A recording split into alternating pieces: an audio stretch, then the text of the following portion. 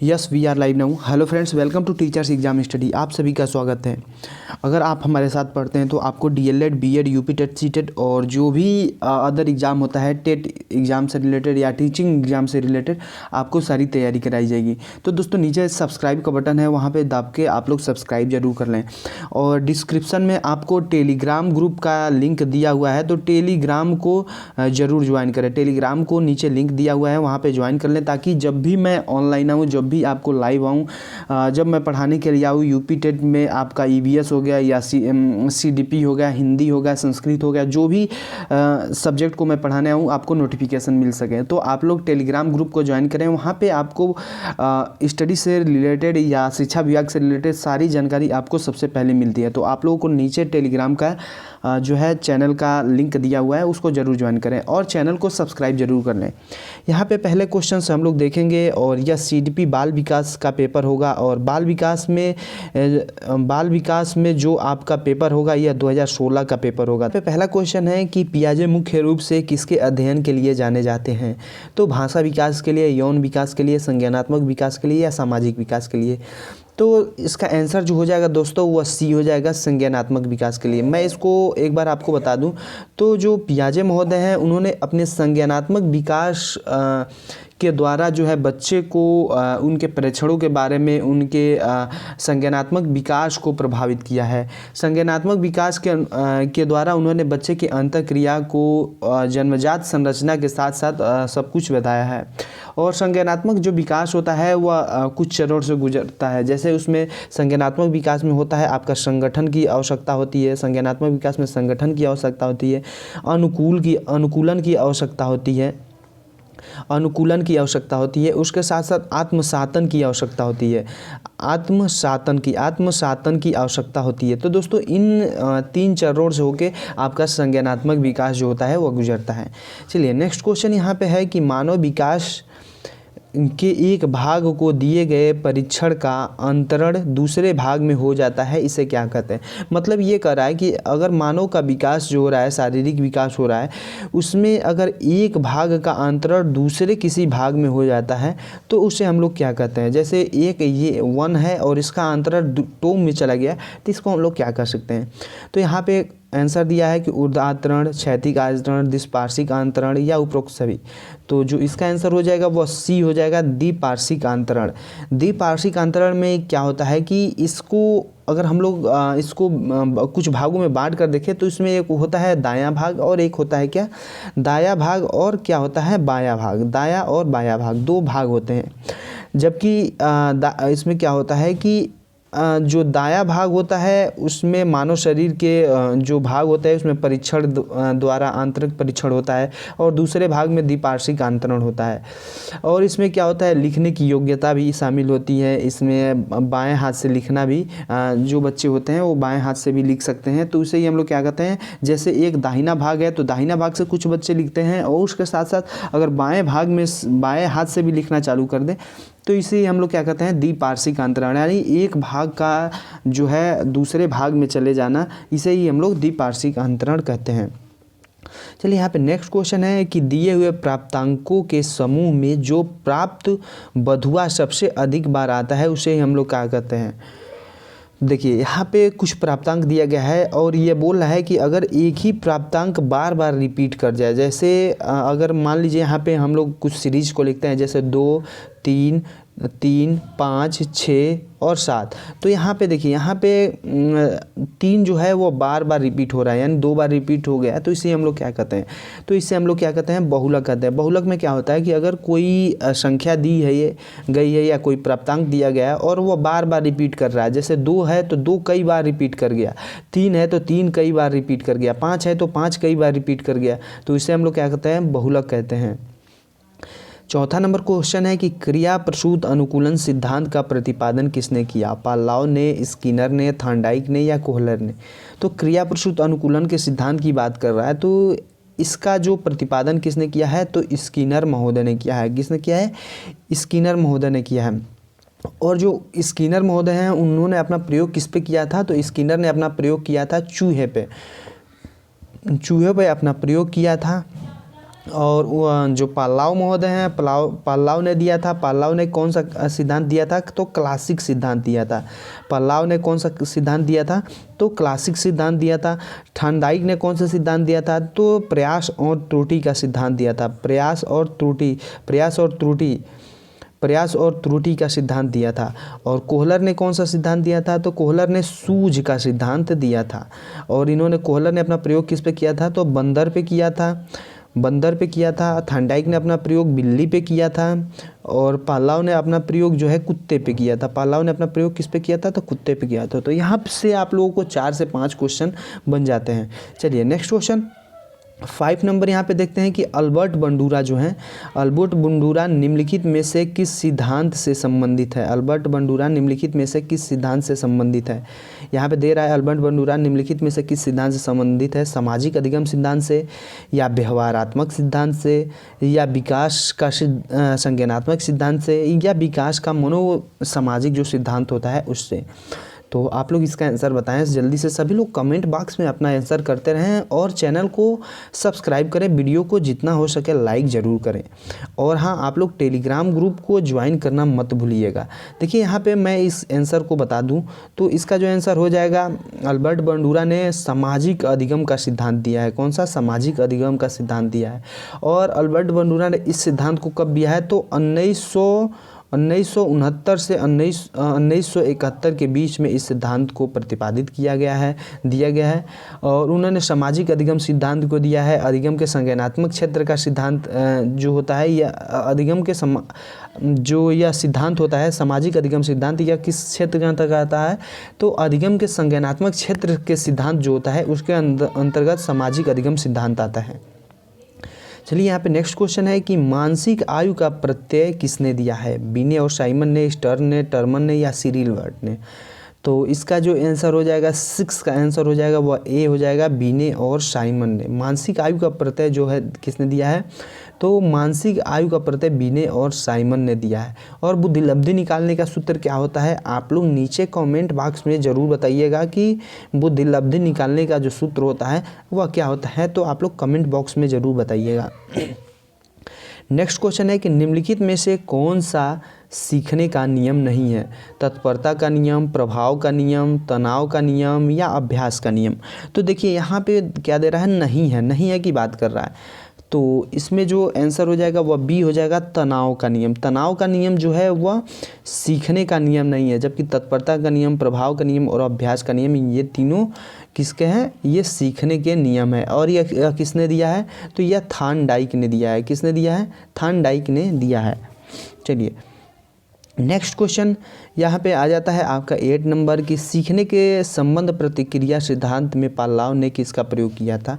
तो बिल्ली पे, बंदर पे, कुत्ते पे, या चूहे पे। तो जो अभी मैंने पहले आपको बता दिया है कि जो पाल्लाव महोदय हैं उन्होंने अपना प्रयोग जो किया था वह किस पे किया था, कुत्ते पे किया था। और इनका जो पाल्लाव का जो सिद्धांत है वह क्या है, अनुबंधित अनुक्रिया उद्दीपक सिद्धांत। यह क्या है, अनुबंधित अनुक्रिया उद्दीपक सिद्धांत। इन्होंने क्या दिया है, अनुबंधित अनुक्रिया उद्दीपक सिद्धांत को दिया है। चलिए नेक्स्ट क्वेश्चन है, सूझ द्वारा सीखने के सिद्धांत का प्रतिपादन किसने किया है। सूझ द्वारा सीखने के सिद्धांत का प्रतिपादन किसने किया है। तो देखिए थॉर्नडाइक ने, कोहलर ने, पाल्लाव ने, या वुडवर्थ ने। तो जो सूझ द्वारा सीखने के सिद्धांत का प्रतिपादन किसने किया है, तो यह कोहलर महोदय ने किया है। कोहलर ने क्या किया है, और कोहलर का जो सिद्धांत है वह क्या है, सूझ द्वारा सीखने का सिद्धांत है। और यह किसका सिद्धांत है, तो यह अधिगम का सिद्धांत है। और इसमें क्या होता है कि इसमें जो परीक्षण होता है वह अभ्यास के द्वारा होता है, अचानक आई हुई सूझ के द्वारा होता है। अगर हम लोग कोई परीक्षण कर रहे हैं तो अगर हम उसमें बार बार अभ्यास कर रहे हैं और उसमें अचानक कोई सूझ आ जाती है और हम उस परीक्षण को कर ले जाते हैं तो इसे हम लोग क्या कहते हैं, सूझ का सिद्धांत कहते हैं। अगर आप लोगों ने अभी तक इसको समझ लिया है तो नीचे टेलीग्राम का जो लिंक है उसको दबा के आप लोग ज्वाइन जरूर कर लें टेलीग्राम को, और चैनल को सब्सक्राइब कर लें। चलिए नेक्स्ट क्वेश्चन, कार्य को प्रारंभ करने, जारी रखने और नियमित करने की प्रक्रिया को क्या कहते हैं। प्रेरणा कहते हैं, सीखना कहते हैं, संवेदना, या प्रत्यक्षीकरण। तो इसका जो आंसर हो जाएगा प्रेरणा हो जाएगा। क्या हो जाएगा? प्रेरणा हो जाएगा। कार्य को प्रारंभ करना, जारी रखना, नियमित करना, यह क्या है? ये प्रेरणा का लक्षण होता है। चलिए नेक्स्ट क्वेश्चन है विस्मृति। विस्मृति कम करने का उपाय क्या है? सीखने में कमी जो होती है उसे विस्मृति होती है, या सीखने की त्रुटिपूर्ण विधि जो होती है, या आपका हो जाएगा पाठ की पुनरावृत्ति हो जाएगी, या आपका स्मरण करने में कम ध्यान देना। तो इसका जो आंसर हो जाएगा वह सी हो जाएगा, पाठ की पुनरावृत्ति। पाठ की पुनरावृत्ति जो है, अगर विस्मृति को कम करना है तो आप लोग पाठ को बार बार दोहराते रहें। चलिए नेक्स्ट क्वेश्चन, क्रोध व भय है क्या है? क्रोध और भय क्या है? प्रेरणा है, परिकल्पना है, या संवेग है, या मूल प्रवृत्ति है? तो देखिए जो क्रोध और भय है वह क्या है? संवेग है। जो बच्चे होते हैं उनमें संवेग आता है तो वो क्रोध भी करते हैं, उनको डर लगता है, भय भी आता है। और देखिए यहाँ पे मैकडूगल ने अपनी जो मूल प्रवृत्तियों को बताया है वह 14 प्रकार की संवेगों की जो मूल प्रवृत्ति जो है, मैकडूगल के मूल प्रवृत्ति को कितने भागों में वर्गीकृत किया गया है? तो 14 प्रकार के। और 14 प्रकार के इन मूल प्रवृत्तियों में संवेग की बात किया गया है, और संवेग के अंतर्गत क्या आता है? क्रोध और भय आता है। चलिए नेक्स्ट क्वेश्चन यहाँ पे देख लेते हैं, दूसरे व्यक्ति के बाह्य व्यवहार की नकल करना क्या कहलाता है? सीखना कहलाता है, कल्पना कहलाता है, अनुकरण, या चिंतन? तो अगर हम लोग दूसरे व्यक्ति के बाह्य व्यवहार की नकल करते हैं तो उसे हम लोग क्या कहते हैं? अनुकरण कहते हैं। यानी उसकी जो चीज़ें हैं उसकी नकल कर लेना, उनका जो व्यवहार है उसको सीख लेना ही क्या कहलाता है? अनुकरण कहलाता है।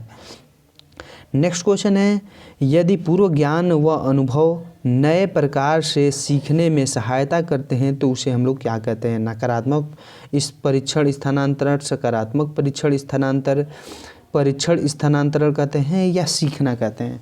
तो इसका जो आंसर हो जाएगा वह बी हो जाएगा, सकारात्मक परीक्षण स्थानांतरण। चलिए नेक्स्ट क्वेश्चन, सीखी हुई बात को स्मरण रखने या पुनः स्मरण करने में जो असफलता होती है उसे हम लोग क्या कहते हैं? कल्पना कहते हैं, या स्मृति कहते हैं, या विस्मृति कहते हैं, या हम लोग ध्यान कहते हैं? तो देखिए अगर हम लोग कोई बात सीख रहे हैं और उन सीखी हुई बातों में अगर हम लोग स्मरण करते हैं, पुनः स्मरण में अगर असफलता हो जाती है तो इसे हम लोग क्या कहते हैं? विस्मृति कहते हैं। तो इसका आंसर सी हो जाएगा। विस्मृति का मतलब क्या होता है? भूलना। अगर हम लोग विस्मृति क्या होता है? अगर हम लोग स्मरण करने में असफलता है यानी भूल जाते हैं तो इसे हम लोग क्या कहते हैं? विस्मृति कहते हैं। नेक्स्ट क्वेश्चन है, टर्मन के अनुसार 90 से 100 बुद्धिलब्धि वाले बालक को माना जाता है मंद बुद्धि, सामान्य बुद्धि, कुल श्रेष्ठ बुद्धि, या क्षीण बुद्धि? देखिए 90 से 100 जो बुद्धिलब्धि होती है वह कौन सी बुद्धिलब्धि होती है? तो वह जो बुद्धिलब्धि होती है वह सामान्य बुद्धिलब्धि होती है। देखिए यहाँ पे मैं कुछ वर्गीकरण इनका बता दूं और इसको आप लोग याद भी रखिएगा। देखिए जो 130 होता है, उन्होंने बताया है 130 जो प्लस होता है उसे हम लोग क्या कहते हैं? प्रतिभाशाली कहते हैं। प्रतिभाशाली बुद्धि परीक्षण कहते हैं, बुद्धिलब्धि कहते हैं। अगर 90 से 110 के बीच में हो, 90 से 110 के बीच में हो तो इसे हम लोग क्या कहते हैं? सामान्य कहते हैं, सामान्य बुद्धिलब्धि कहते हैं। और अगर 71 से कम हो जाए, 71 से माइनस अगर डिक्रीज हो जाए, 71 से कम हो जाए तो इसे हम लोग क्या कहते हैं? जड़ बुद्धिलब्धि कहते हैं। चलिए यहाँ पे नेक्स्ट क्वेश्चन हम लोग देखते हैं। चलिए यहाँ पे नेक्स्ट क्वेश्चन देखते हैं कि हाल का सिद्धांत जो है वह निम्न में से किसकी व्याख्या करता है? हॉल का सिद्धांत निम्नलिखित में से किसकी व्याख्या करता है? बुद्धि की प्रकृति का, अधिगम में जो अभिप्रेरणा होते हैं उसकी भूमिका का, या मूल्यों के विकास का, किशोरावस्था में विकास का? तो इसका जो आंसर हो जाएगा वह डी हो जाएगा, किशोरावस्था में विकास का। नेक्स्ट क्वेश्चन है, मानव व्यक्तित्व में मनोलैंगिक विकास को निम्नलिखित में से किसने महत्व दिया है? तो इसका जो आंसर हो जाएगा वह डी हो जाएगा, फ्रायड ने दिया है। मनोलैंगिक विकास का जो प्रतिपादन किसने किया है? तो फ्रायड ने किया है। आप लोगों ने अभी तक टेलीग्राम को जो ज्वाइन नहीं किया है तो आप लोग नीचे लिंक दिया हुआ है डिस्क्रिप्शन में, टेलीग्राम को जरूर ज्वाइन कर लें। यहाँ पे नेक्स्ट क्वेश्चन है कि मनोविज्ञान की प्रथम प्रयोगशाला किसने स्थापित की? तो इसका जो आंसर हो जाएगा विलियम वुल्ट, W. वुल्ट डब्ल्यू बुंट जो है इन्होंने मनोविज्ञान की प्रथम प्रयोगशाला स्थापित की थी। तो ये जो क्वेश्चन है फैक्ट पे आधारित क्वेश्चन है, इसको आपको याद करना पड़ेगा। गेस्टाल्ट मनोविज्ञान की आधारशिला किसने रखी है? तो फ्रांच बेंटोने ने, मैक्स बर्थिमर ने, एडगर रूबिन ने या कुटलेविन ने। तो गेस्टाल्ट मनोविज्ञान है तो इसकी आधारशिला जो है उन्होंने रखी थी मैक्स वर्दिमर। इसका आंसर जो हो जाएगा वह बी सही हो जाएगा। इसका आंसर जो हो जाएगा बी सही हो जाएगा। चलिए नेक्स्ट क्वेश्चन, संघनन का सिद्धांत किस से संबंधित है? अधिगम से, अभिप्रेरणा से, स्मृति से या सृजनात्मकता से? तो जो संघनन का सिद्धांत है वह किससे संबंधित है? तो वह जो है स्मृति से संबंधित है। किससे संबंधित है? तो स्मृति से संबंधित है। 22 नंबर क्वेश्चन है कि क्षेत्र सिद्धांत निम्नलिखित में से किस वर्ग का सिद्धांत है? तो जो क्षेत्र का सिद्धांत है वह व्यवहारवादियों का है, संरचनात्मकवादियों का है, मनोविश्लेषकों का है या गेस्टाल्टवादियों का है? तो देखिए इसका जो आंसर हो जाएगा क्षेत्र का सिद्धांत किस वर्ग से संबंधित है? तो जो क्षेत्र का सिद्धांत है वह गेस्टाल्टवादियों से संबंधित है। किससे संबंधित है? तो गेस्टाल्टवादियों से संबंधित है।